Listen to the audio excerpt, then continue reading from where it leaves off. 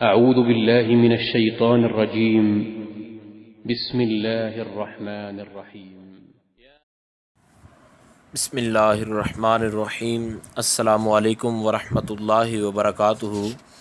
بات کریں گے آج نکاح کے مقصد کے حوالے سے اور نکاح کی تاکید کے حوالے سے۔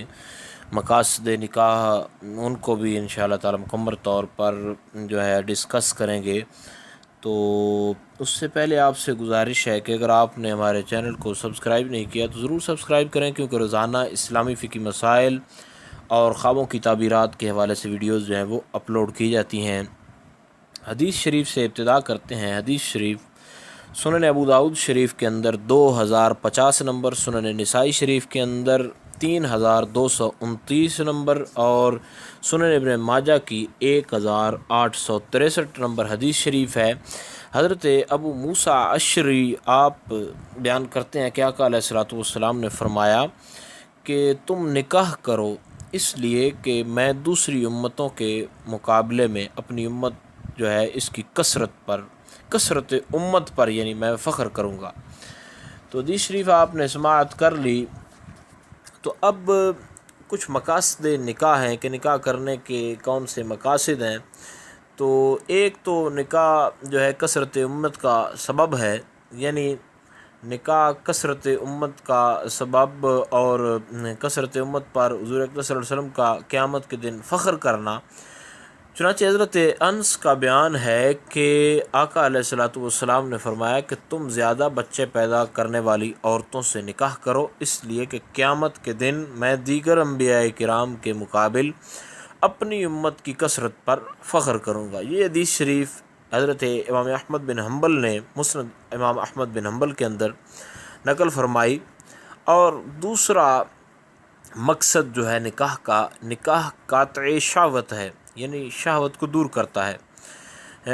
تو اس کے باعث شہوت کا خاتمہ ہو جاتا ہے، جو کسی بھی وقت ارتکاب زنا اور گناہوں کا بہت زیادہ بندے کو موجب ٹھہرا سکتی ہے۔ تو اس سلسلہ میں حضور اکرم صلی اللہ علیہ وسلم نے فرمایا کہ آدمی نکاح کے سبب اپنا نصف دین آدھا ایمان وہ محفوظ کر لیتا ہے، اور باقی نصف دین حفاظت دین کی حفاظت کے لیے اللہ تعالیٰ سے اسے ڈرنا چاہیے۔ یہ حدیث شریف امام طبرانی نے نقل فرمائی۔ اور تیسرا جو مقصد ہے وہ ہے کہ نکاح سنت رسول ہے۔ حضور اکرم صلی اللہ علیہ وسلم سے محبت کا تقاضا ہے کہ آپ کی سنت کو اپنایا جائے۔ حضور اکرم صلی اللہ علیہ وسلم کا ارشاد ہے کہ جس نے میری سنت سے محبت کی، من احب سنتی، تو جس نے میری سنت سے محبت کی اس نے مجھ سے محبت کی۔ اب یہ حدیث شریف من احب سنتی فقد احبنی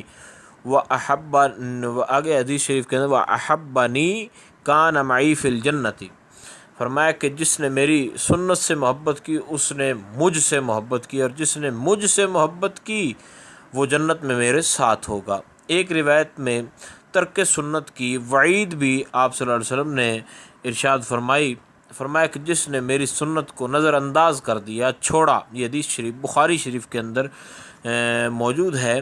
فرمایا کہ فمر راغب عن سنتی فلیس منی، فرمایا جس نے میری سنت کو نظر انداز کر دیا، چھوڑ دیا، تو فرمایا وہ مجھ سے نہیں ہے۔ اور چوتھا نکاح کا مقصد محض شہوت کو دور کرنا نہیں ہے، بلکہ بقائے نسل کا ذریعہ بھی ہے۔ یہ صرف شہوت رانی وغیرہ صرف یہ نہیں ہے، بلکہ نکاح اکثر انبیاء کرام کی سنت ہے، اور حضرت عیسیٰ علیہ السلام کی سنت نہیں ہے، کیونکہ آپ نے نکاح نہیں کیا تھا۔ حضرت عیسیٰ علیہ السلام عیسائی برادری اگر اپنے نبی حضرت عیسیٰ کے طریقے کو اپنائے تو چند سالوں یا زیادہ سے زیادہ 1 صدی تک ان کی نسل کا مکمل طور پر خاتمہ ہو جائے گا۔ نکاح کرنا حضرت عیسیٰ علیہ السلام کی نہیں، بلکہ ہمارے نبی علیہ الصلوۃ والسلام کی سنت مبارکہ ہے۔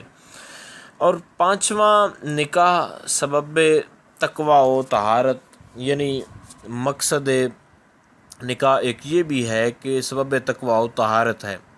نکاح سے کئی برائیوں، کئی خرابیوں جو تھیں ان سے انسان اب محفوظ ہو گیا ہے۔ ایسا انسان جس نے نکاح کیا اب وہ بندہ شہوت یا زنا کا مرتکب جو ہے وہ نہیں ہوگا۔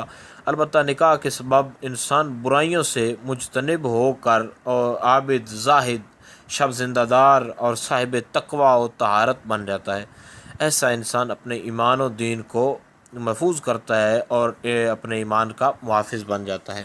تو امید کی جا سکتی ہے کہ آپ کو ویڈیو کے اندر جو ہے بہت زیادہ آپ کو معلومات حاصل ہوئی ہوگی، اور اسلامی معلومات کے حوالے سے کافی آپ کو نئی چیزیں جو حضرت عیسیٰ علیہ السلام کے نکاح کے حوالے سے آپ کو معلومات حاصل ہوئی۔